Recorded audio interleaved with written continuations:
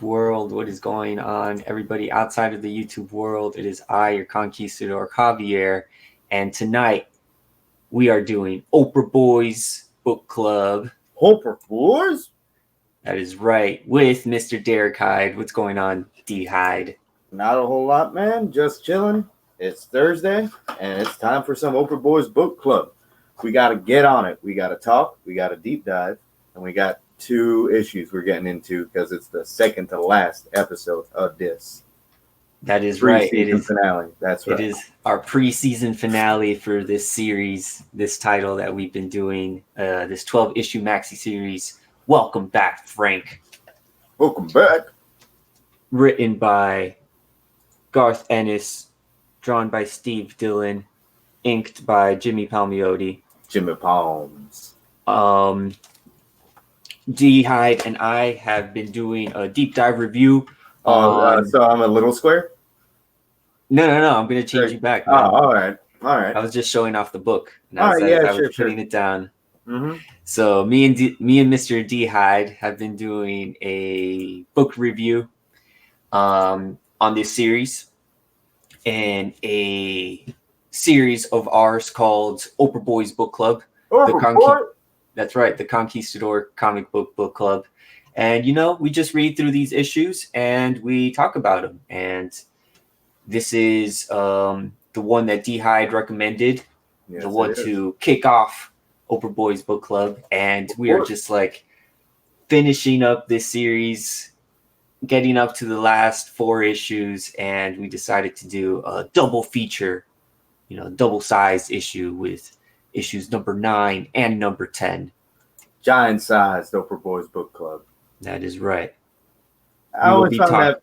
Yeah, sorry to interrupt, but I always found that funny. Like every issue of a standalone man thing is always a giant-sized man thing, and that's hilarious.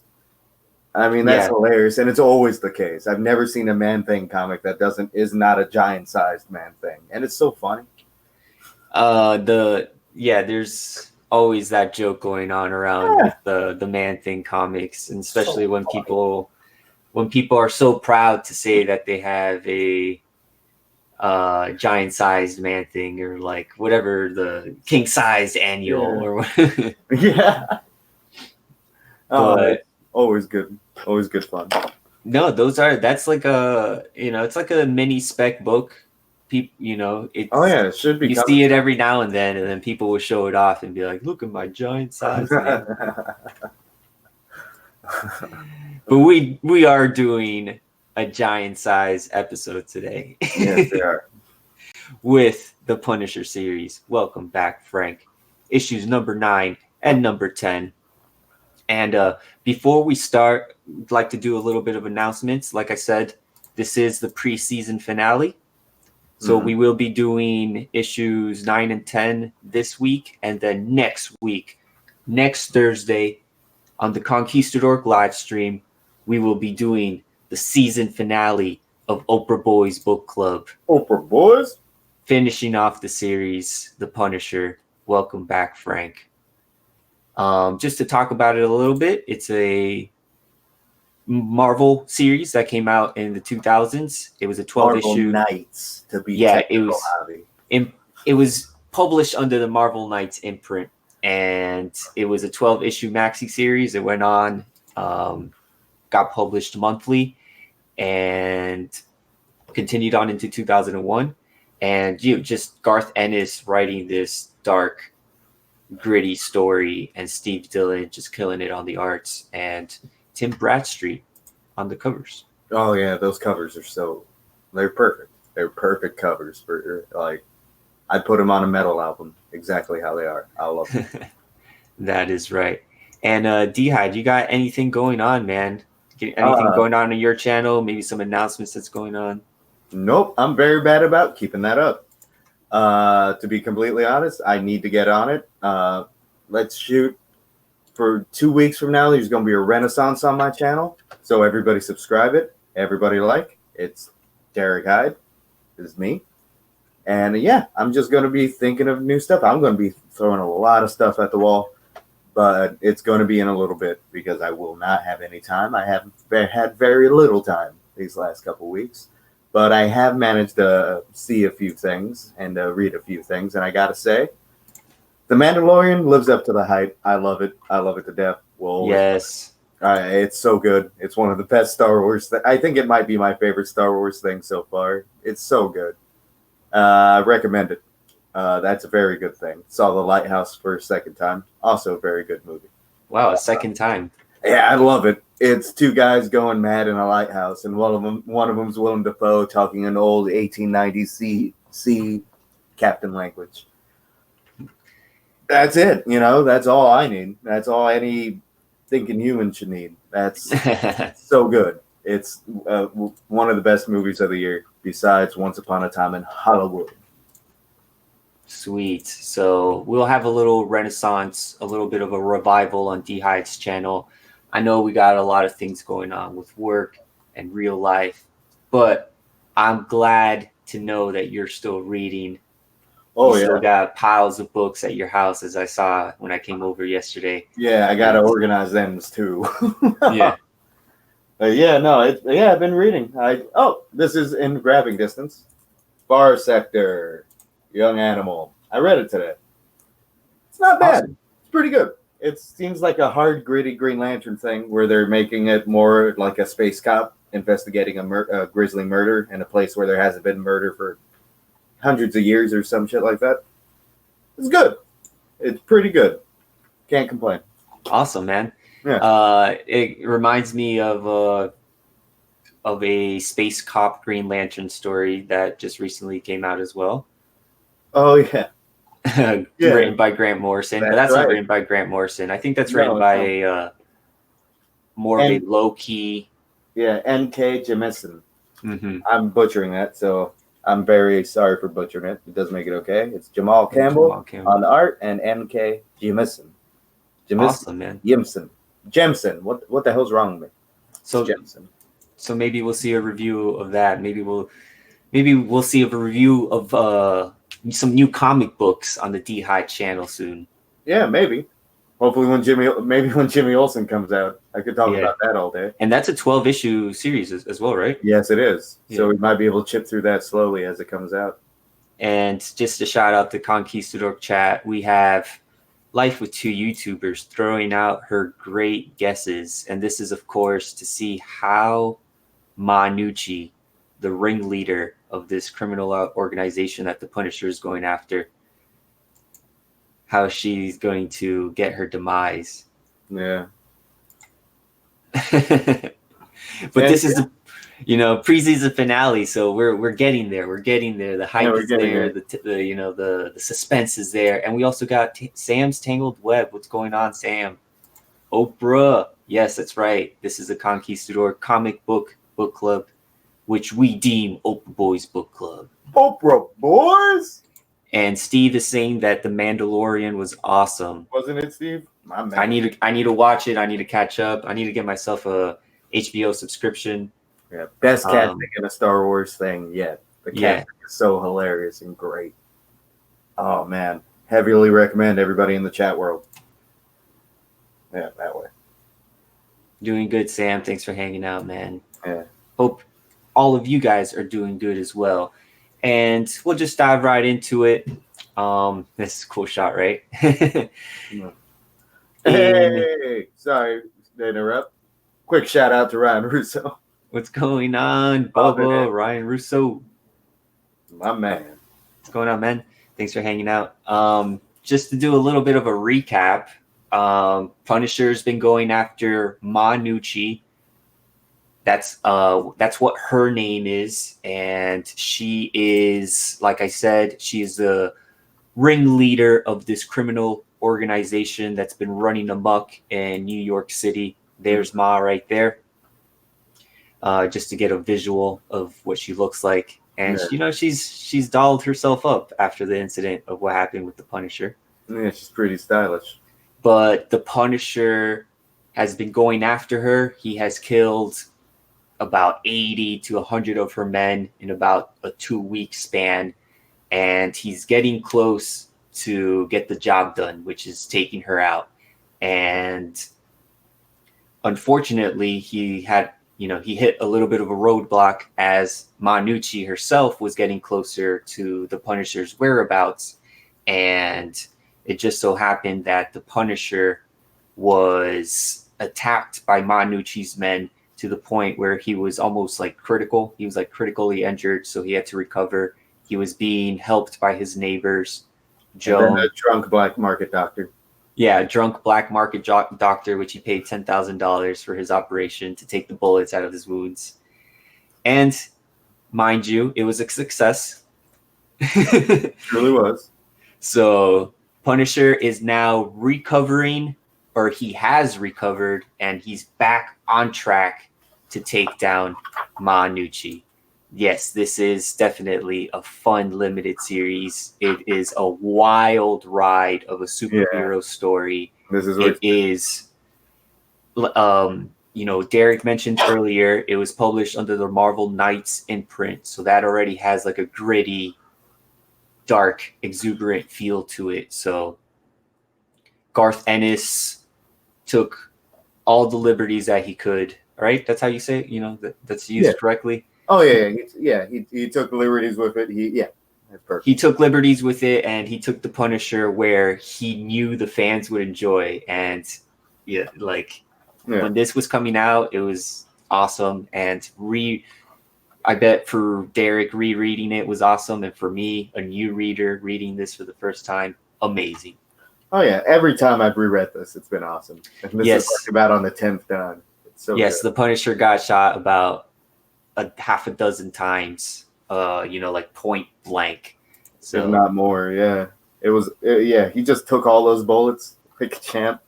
Lucky for Kevlar, right? So here's the first here's the cover, I should say. Tim Bradstreet. Cool cover. More of like a close-up shot of the Punisher.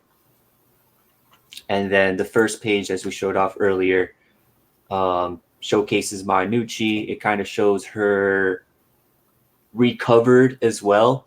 She's not on the hospital bed. She has like this wig, this outfit, and she's actually talking to the other crime families, and she's asking them for help, and all the crime families are denying their help to her because they know that the Punisher is not a force to be messed with, and they don't want the Punisher coming after them. So they back out, and she's kind of like all by herself now. Oh yeah, like nobody wants it. Nobody. We ain't taking on the Punisher, ma. People that end up chopped meat. Like it's everybody knows. No Punisher, and that's such an awesome thing for him to put in there. It's just to be like, oh no, she's on her own. Everybody's terrified because it's the Punisher. He's back, and he's made Gnucci his sole target. So no mob family wants to get tangled up in that bullshit.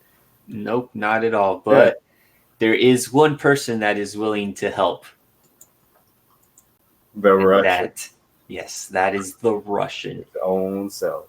And if you guys are into spec, and this is the mini spec, issue number 9 of the Punisher. Welcome back, Frank. First appearance of the Russian. Yeah. First actual appearance, yeah. First actual appearance. Yeah, because he's around, but you just see his arm picking up the phone. Then you see the big old Russian just coming in, a big old chunk of a man with a scar on his face, spiderweb tattoo. He's even got a little anchor on his arm. Yeah. Like, he is not someone to mess with. No, not at all. No. I like here how the R's are backwards, and make it a little bit more, I don't even know, more Russian-y. Yeah. No, it's awesome. Like, and he's such a hilarious character. Oh man, I love. Yes, the Russian is such a hilarious character. He is. He has the accent. When you read his speech bubbles, you should be reading it in a Russian accent. I'm sure Derek does an awesome job at that. But I don't know if Russian I could do. We'll figure it out. He is such a kooky character, as we actually see here in this panel. The Punisher is packing up his stuff. He's leaving the apartment. he's already recovered and he's going to go after Gnucci. So he's packing up all his things, and he doesn't want to put his neighbors in danger anymore. So he's doing the smart thing. And then we get this kooky shot of the Russian where he squeezes this guy to death. Yeah, he's just showing off his sheer strength and power. Yeah. We got Just the Rican and his comics in the house. What's going on, Rod? And what's hilarious is he's not even trying to show off his strength. He's just like, hey, come on, come with me. We're like, all you have to do is do the driving. Russian will do all the killing. And then we go for milkshakes. And he's happy. He's happy and trying to pal around with this guy. And yeah, that's how crazy this guy is. He's a very just very weird. Yeah. And almost like he's very not innocent, but he's just very naive to the fact of violence and death and killing, you know. Like he understands he's doing it, but he's just like, he killed. Who cares? Like, Hey Sam, I need to hear your Russian accent, man. We need to get you here on the season finale. But yeah, man, just the Russian. He's just this sheer strength of power and just blind power. You know, he's almost like he's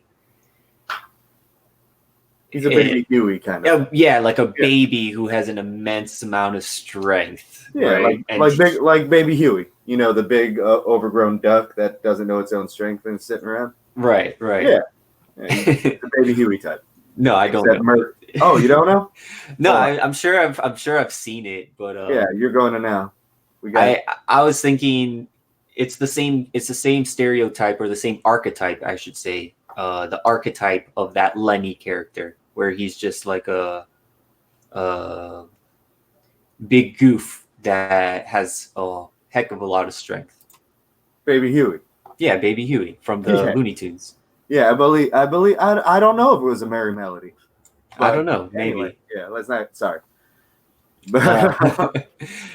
Of course, that's the guy, the Russian. That's the guy who has come to Gnucci's aid and has accepted the bid of $10 million to go fight and pretty much capture the Punisher. To destroy him.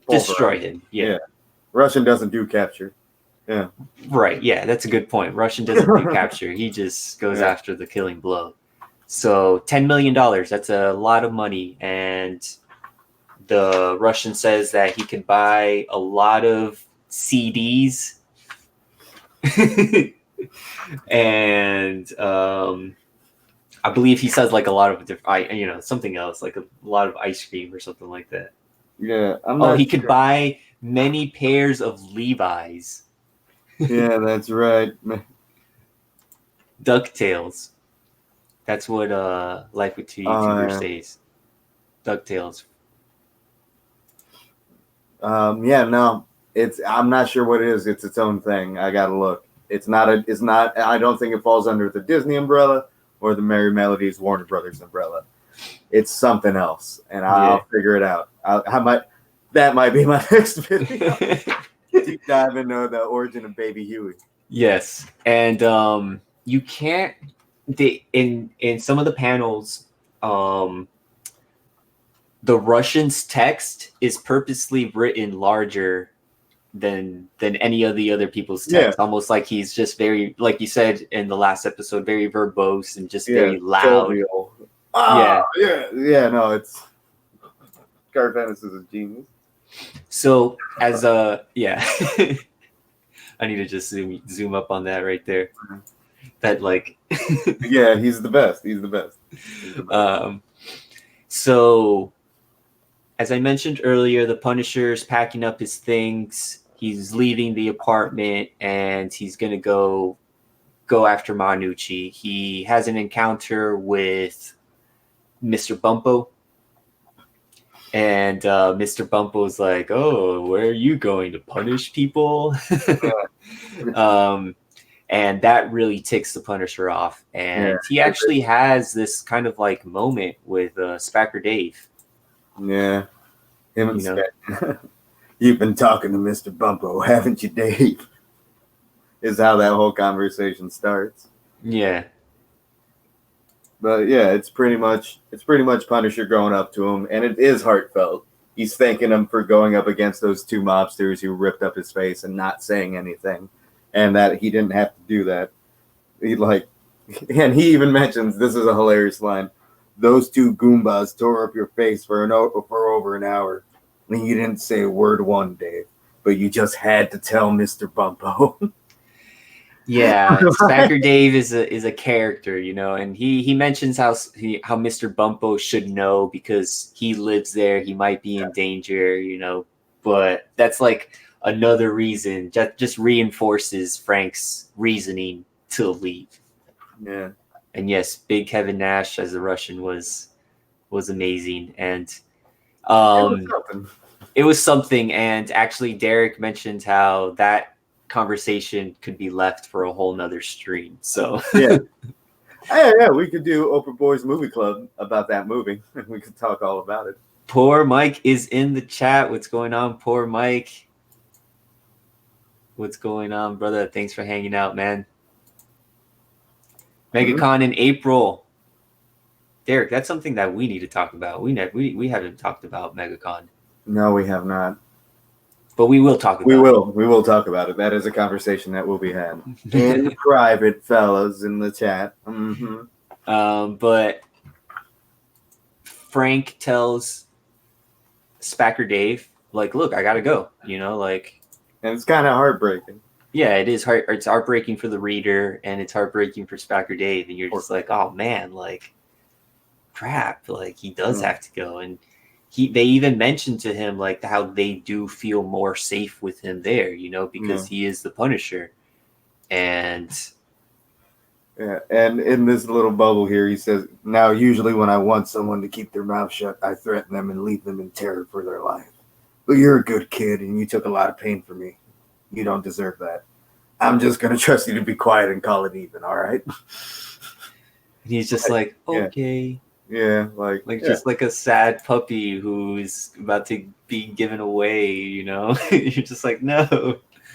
But yeah, man, Punisher has to do what he has to do, and he has no strings attached. He's not that type of person to hold on to connections or put people in danger on top of that. Right. So not only does he pack up his things, but he, you know, is packing up his armory as well. So all his guns and everything like that, he's loading into the van.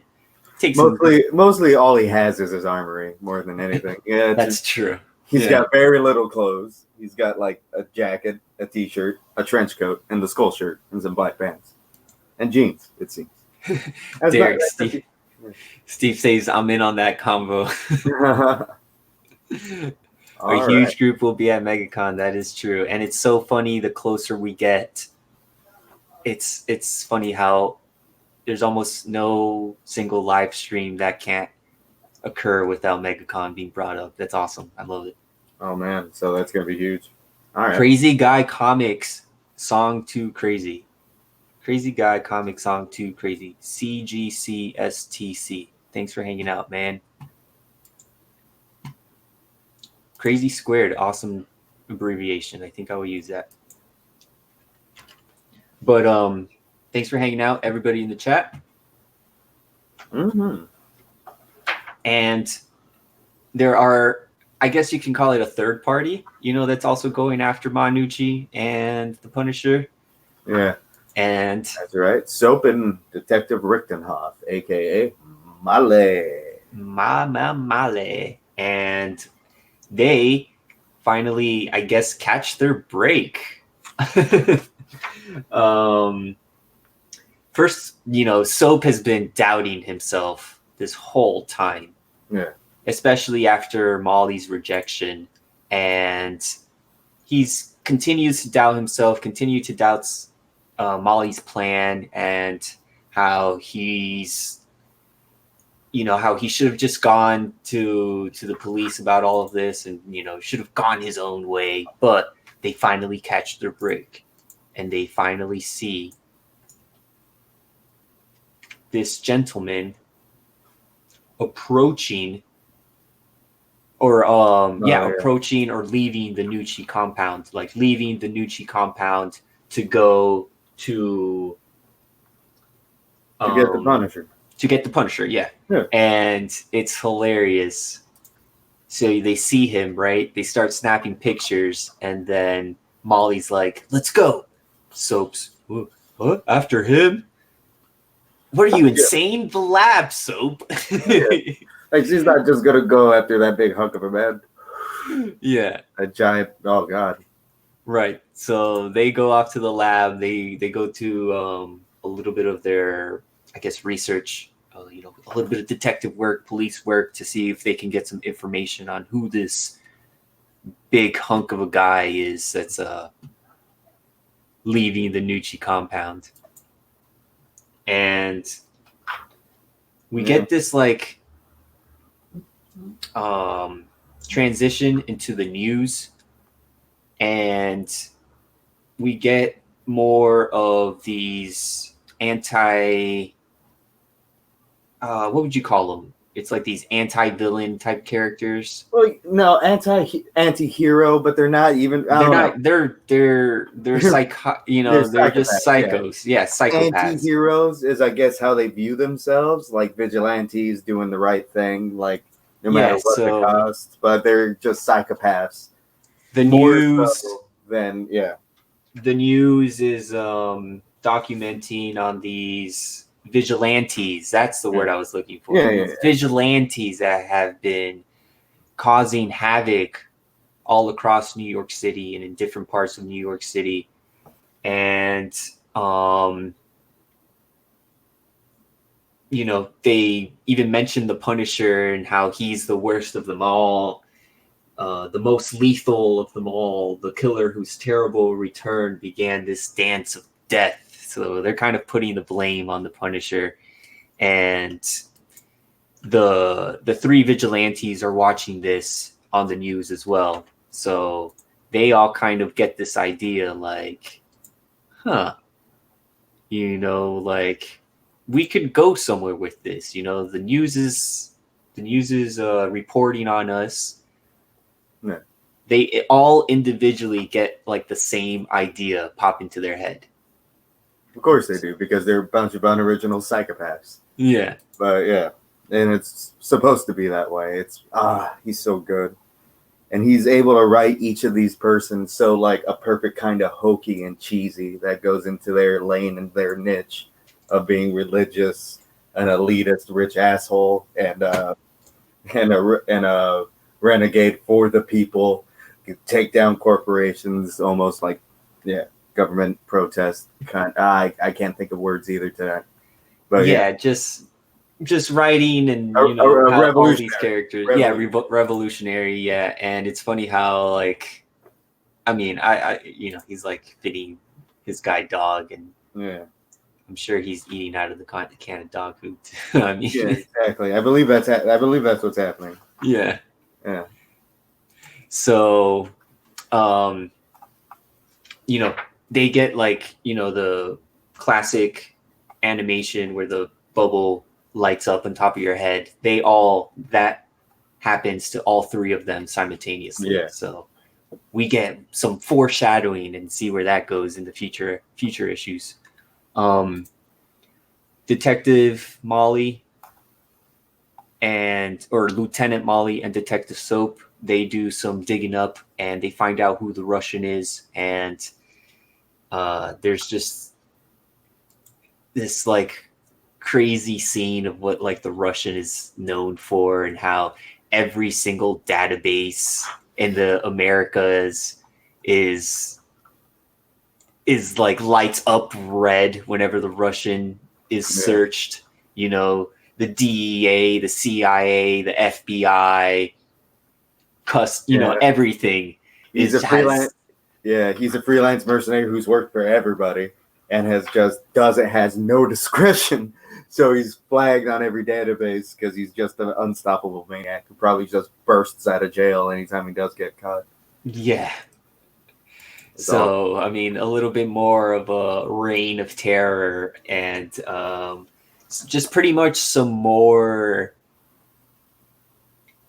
characterization of this Russian character, because this is what this is hyping up. These last 4 issues are hyping up the Russian versus the Punisher. Right. So we're just seeing all these, like, you can call them feats that the Russian has accomplished. And as Heid said, he is a freelance mercenary. He will go after anybody.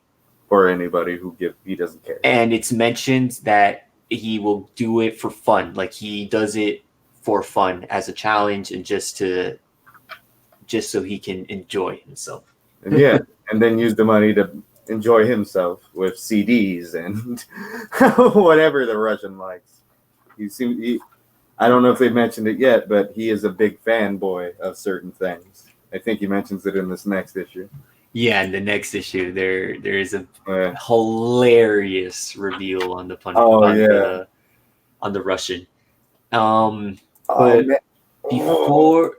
Before we get to the second issue, we have a couple more pages, and it's actually like another heartfelt moment between Joan and the Punisher.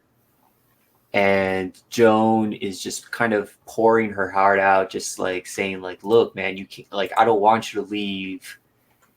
I feel more safe. Yeah.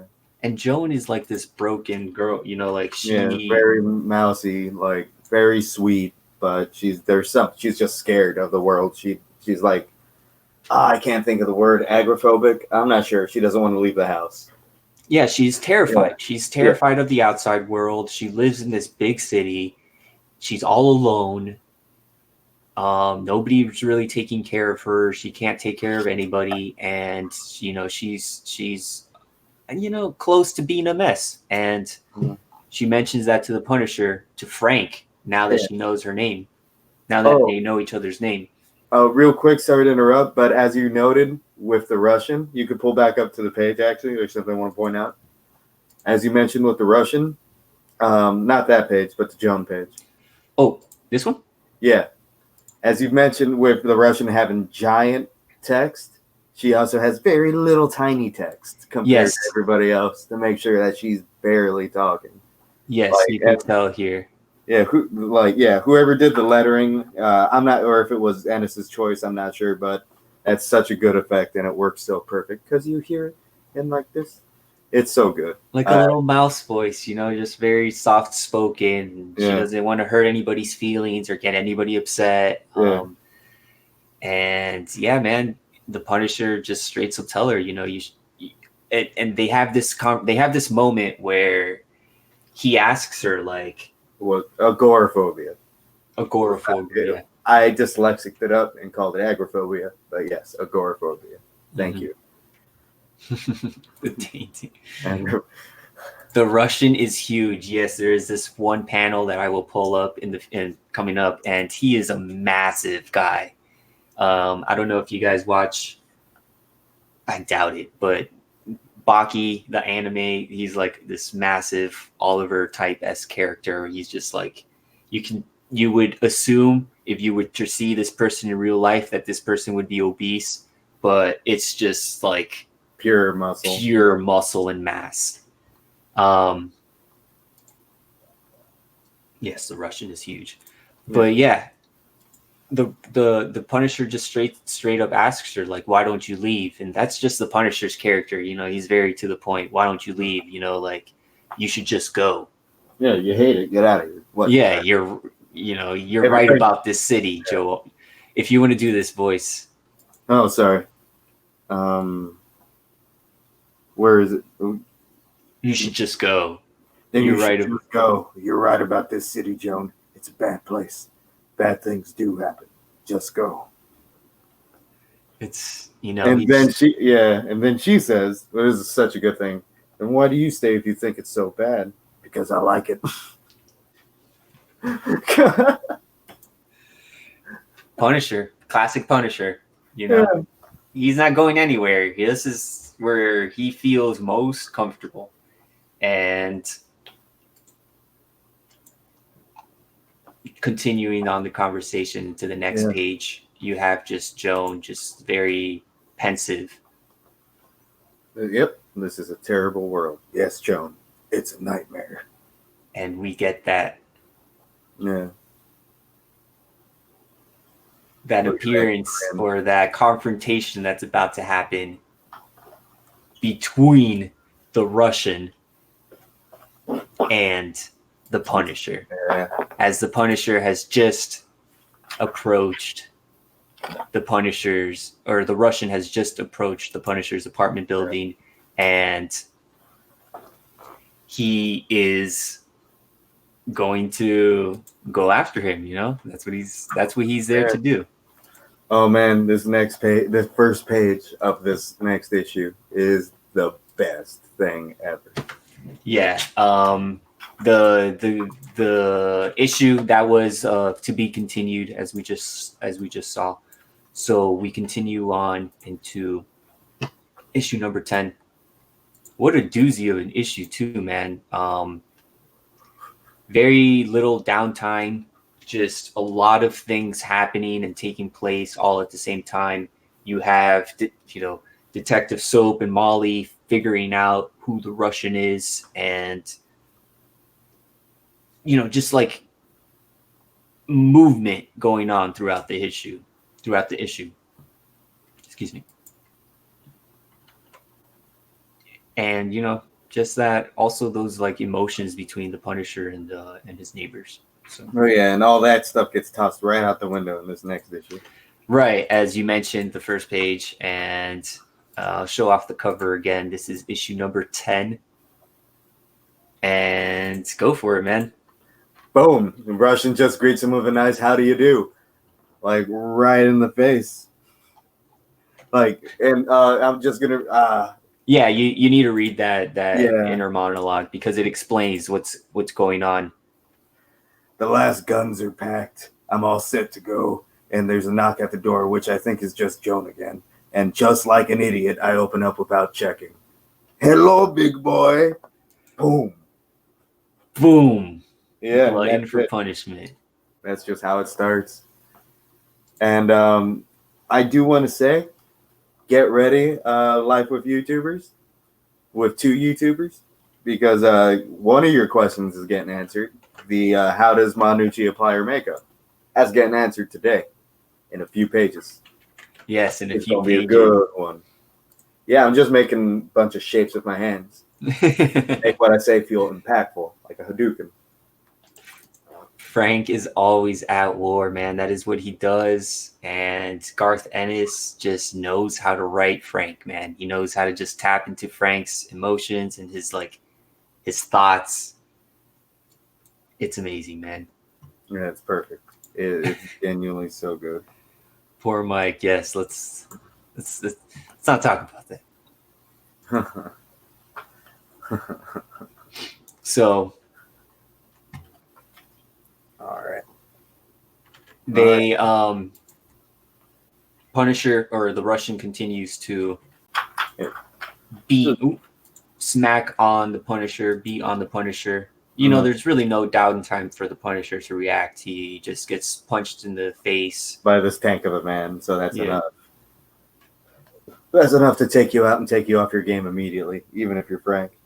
Yeah, stomps his face into the ground, throws him into the wall.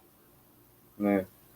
And he's so pissed. He's also made a mistake, so he's pissed off about that. He doesn't make dumb mistakes. I know we're all wrestling fans in here. We got wrestling fans in the chat. It's like one of those matches where the ref, 2 people are on the ring, and then before the bell even rings, they're just at it. Cheap shot before the bell. Yeah, right. It's like a cheap shot before the bell, and then it's like, okay, now let's get started. Then the Russian calls like, okay, round 1 begins now. Right. Yeah. So it's awful. The Russian is a hilarious piece of crap. God bless him. Yes, he is a monster of a man, and we get a transition into Gnucci now, and we get her in her apartment building, or in her mansion, apartment building. Yeah, in her mansion, and one of her goons is coming up to her, and she has a phone call, and here she is. Yeah, like very much exactly like Darth Vader in Empire Strikes Back getting his helmet put on. She is having her makeup applied by machines and having her wig put on exactly like Darth Vader's helmet. Because you never expect it when Garth Ennis comes with one of the dumbest, like cheekiest references out of nowhere, in his really dark, weird stuff, and then all of a sudden you get a weird Darth Vader reference with how this woman who has been mauled and lost her limbs puts on her makeup and wig. Yeah, and I love the detail, the deep detail on those scars on the top of her head, the claw marks from the polar bear. Yeah, those deep, disgusting. Yeah, and what machines are these? Yeah. Only a criminal ringleader sort of person would have the tech to pull this sort of, gadgetry off. And we know Gnucci that when she had her incident after the Punisher and those polar bears, that she did whatever it took to get herself better. And here she is taking care of herself. Yeah, with Darth Vader like machines. Yep, that's how she does it. Very precise too, it's the dumbest thing in the world. It's so awesome. Yeah, it's and it's actually very well drawn as well. Yeah, of course it is. Steve Dillon killing it. Yeah, whenever he has to do something like really dumb, it's so good and just it works. Like these guys are such a good team. We're such a good team. Great team together. Yes, Garth Ennis, hands down, best writer on the Punisher. Mm-hmm. Excited to read his new series that just came out yesterday. That's right, Punisher Soviet. And wow, that is full circle because the Russian shows in this issue. And that is very coincidental. I did not. Yeah. It is. That is very good. Oh man, I did read it. It's definitely first issue in a 6-part miniseries. You know what I mean? So there's going to be a lot more, but it's Garth Ennis and Jason Burrows. It's so. I don't think any poor lackey would want to get close to Gnucci, or she would allow any poor lackey to do her makeup. She would trust machines for sure. She's the type of person. Nobody except So she needs to be independent, and that's more independent than having somebody do it for her. What is it, cretin? Yeah. The mayor returning your call, ma'am. Hold it for me. Closer, idiot. Mr. Mayor. Yeah, see, like this goon's about to vomit just being close to her. Right. Yeah. And it's, the mayor is it's pretty much Gnucci calling out the mayor and the commissioner and just being like, look, I told you to get all the police force. I told you to call the cops on the Punisher, and you guys aren't getting the job done. Soon there's going to be a building off Mott Street. It's going to become a charnel house.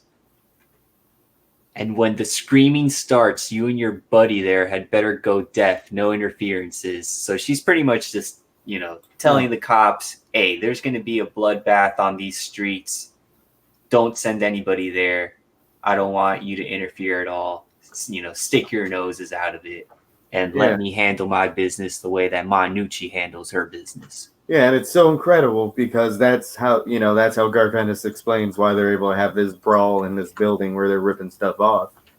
And he didn't need to do that. Nobody, it's just him being such a good, careful writer.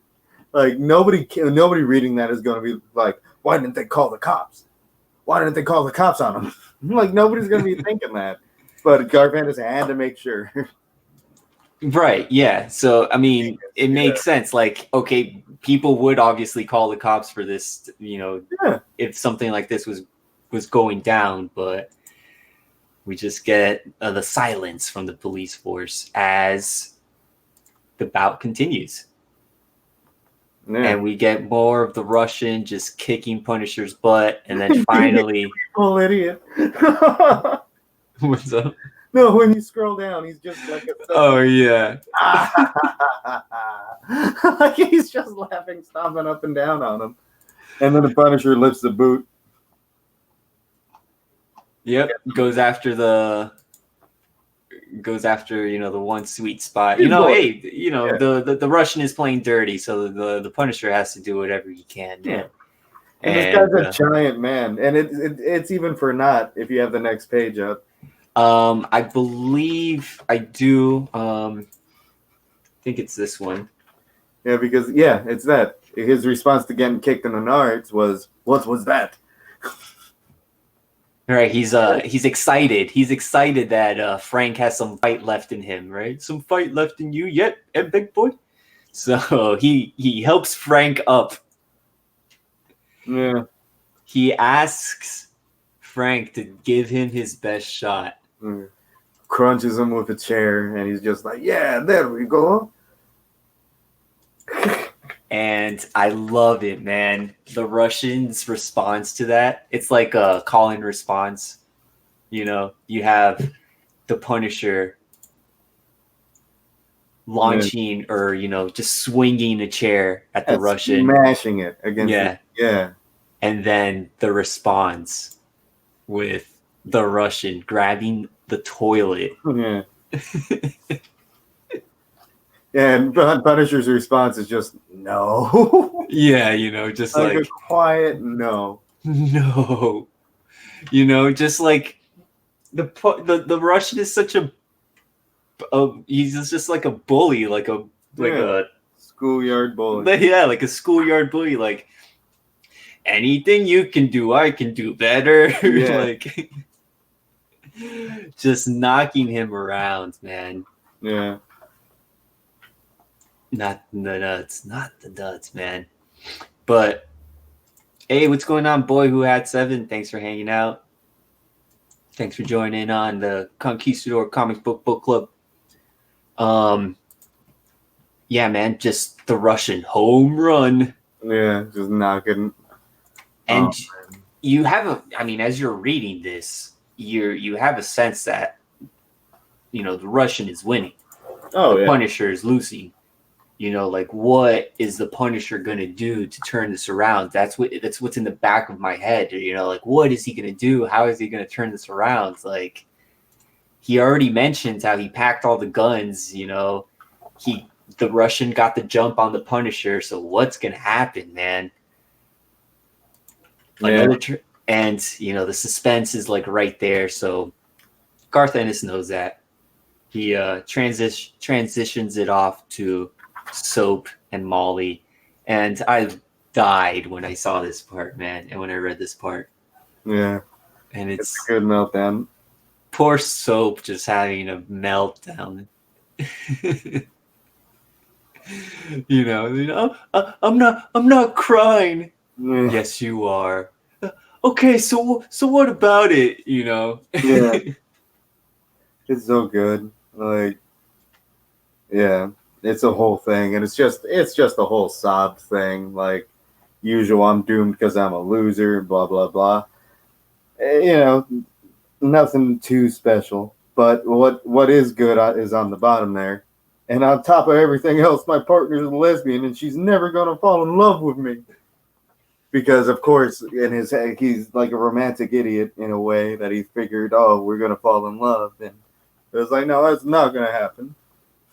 Yeah, completely having this meltdown, and he's low-key freaking out because he knows what sort of a deadly force the Russian is, and they're choosing to keep quiet.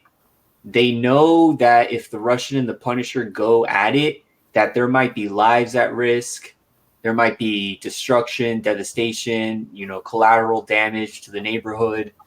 Yeah. So, that's one of the things that Soap is kind of contemplating right now. Like, should I not, like not really turn himself in, but should he like let somebody know what's going on, because they know what's going on, but the police force, the mayor, the commissioner, they're sort of, they sort of have their own heads in the game, and they have to keep completely 100% out of it. And all Soap's just pissed off that all he's done is sit by and not try. Yeah. Here's, Molly knocks some sense into him, stop crying, stop whining, you loser. Yeah. We're both losers.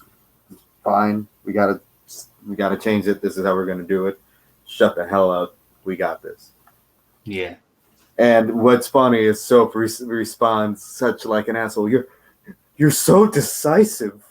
Yeah. Like still trying to still give her the such a strong woman. Yeah, I know. Kiss ass thing, and yeah, she's not a fan of it. She tells him to shut up and keep an eye out. I love how Steve is trying to convince everybody to go to MegaCon. I love it. That's hilarious. Steve, I like the enthusiasm, man. Keep it up. And Steve actually pulled up this panel for you. Look at how crazy big this Russian guy is. Oh yeah. I love this panel, man. Yeah. This is mass, man. This is muscle. He's jacked, and he gets stabbed. The Punisher actually pulls out a knife from his boot, his shoe, a pocket, a boot knife, and goes and tries to stab the Russian, and he probably stabs through mass and body fat. Muscle and stuff. Yeah. It probably doesn't protrude any internal organs or anything deadly. He's just like, knife in the guts. Yes, that's not very nice. Look at this crazy size of a guy. Yeah. Just huge. And of course he gets stabbed in the gut, and knife in the guts. Yes, that's not very nice. Because he has a weird standard of like rules and gentlemen's agreements to a fight. It's so good. I love the Russian. I love him. Start getting the coffee mountain too. Hey, I'm gonna need some further. I only have a 4 or 3 hour drive up there, but I'm gonna need some coffee myself. MegaCon talk. I love it. Yeah, that's still a hard maybe for me. I'll have to think about it and look at panels and all of that. But thanks for hanging out, boy who had 7 talks comic books. We'll talk. Enjoy the rest of your night. Punisher stabs the Russian. No effect. Russian continues to beat on the Punisher. This time proceeds to slam the refrigerator door on his head. Yeah. Until he breaks it off and he gets upset, And of course, he hits him with you chill there, big boy. I go find something else to hit you with. Chill. Get it? Funny joke. Okay, maybe not. I love the Russian. I love him. Oh, man. And Frank, man, he's desperate, man. The suspense is still, like, kicking in, Like, why can't I just pass out? Like, yeah. Poor Frank. What's he going to do? Yeah, he can't get beaten. He just can't get beaten to a pulp and pass out and it be done with. Yeah, he just wants it kind of to just end, move on to the next phase, I guess, if you will, Getting pummeled mercilessly. Yeah. Very interesting thing that happens in this book is that the vigilantes, after the idea pops up into their heads, we have Mr. Payback actually going to the elite's neighborhood because the news reports, they know the whereabouts where all these murders are going on. So the Payback decides to do a little stroll about around the elite's neighborhood and they actually meet. Yeah. And of course, since the elite and payback are definitely on different social stratas and are fighting for different social reasons, they're going to be arguing, as is all of America, as is everybody is all the time. They're always going to fucking argue, and that's what this is. Just they cannot get along. What a repulsive car. Come on, let's get out of here before someone sees me in it. Grow up, will you? We can't all afford Porsches. Like, and that's...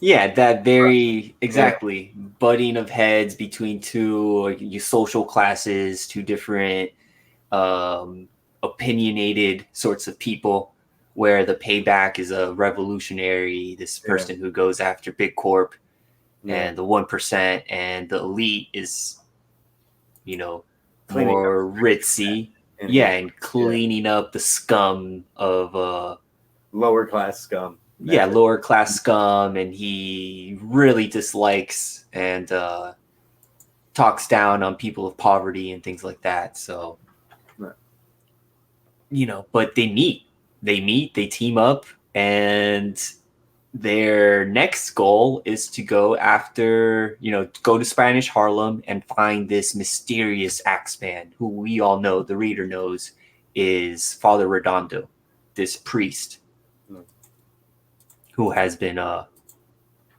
murdering people in his church as they atone his sins to him, right? Very vigilante thing to do for a psychotic person. Oh, yeah. Yeah, and they're going to find him, and then they're searching for the Punisher so he could be their guiding light. Because, of course, he's a vigilante. They're vigilantes. Why not? Why wouldn't they team up? Yes, Mr. Payback and the Elite. It's Mr. Payback is a great name, though. Yeah. Heid with the perfect Russian voiceover. Oh, thank you guys. Thank y'all. I just tried it on today. But yeah, like you mentioned, the Payback and the Elite, they want to form this sort of vigilante group, and they see the Punisher as their inspiration, and they want to recruit him as well. So maybe the Punisher could lead them through their vigilante crusade. But unfortunately, or fortunately, however you want to see it, the Punisher is currently still getting his, entangled. Yes, very good word. Getting his butt beat by the Russian. And he resorts to more dirty play. And he doesn't even realize he's doing it. He turns on the gas for no good reason. And he just does it out of instinct.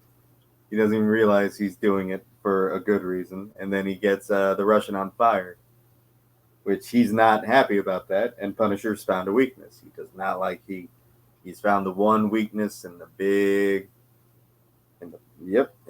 man. In the big man, yes. He's found his super effectiveness, if you will. What he's prone to damage and prone to being hurt by. And the issue continues off with their final meeting of, these three vigilantes. We get, how are we going to, the Elite is very pompous, how are we going to find this mysterious axe murderer? And the Payback just very nonchalantly, same way I found you. Just keep driving around the neighborhood until we find somebody. And lo and behold, they find this guy running out of a church who's been wounded by a huge axe. And out coming and chasing after him is Father Redondo. Yeah, so they found their man. And of course, one of them, I believe the Elite, just takes care of the man, or it takes care of Father Redondo's victim for him, just to show him that, hey, let's be friends. Yeah. Hey, we mean business, so. Yeah, and at one point, I'm not sure if you have it. If you don't, it's fine. You don't need to pull up. But they all put their hands on top of each other, in a three-way thing, and say, "This is the beginning." Yeah, almost like a time. Almost, like a swearing into a club. It's so funny. Garth Ennis has intentionally made these guys a bunch of cheesy, idiotic assholes, and it's so good. Like, they hit every cliche in the book, and it's so awesome. Yeah, it's very, very humorous. As the three of them finally meet up, and they're finally like, yeah, like Yeah. boys club, vigilante club, you know. Very satirical thing on other vigilantes that have been done in different books and stuff by Ennis, going like, nah, Punisher is the only one with the best motive. He just fucking kills criminals. Crime killed family. Now he killed crime. Yeah. Later, poor Mike, man, get some rest. 4 a.m. It's getting late, man, or early. Oh wow. Also, crazy Crazy night, crazy guy squared, crazy squared. Crazy Guy comic song 2 crazy. Thanks for hanging out, man.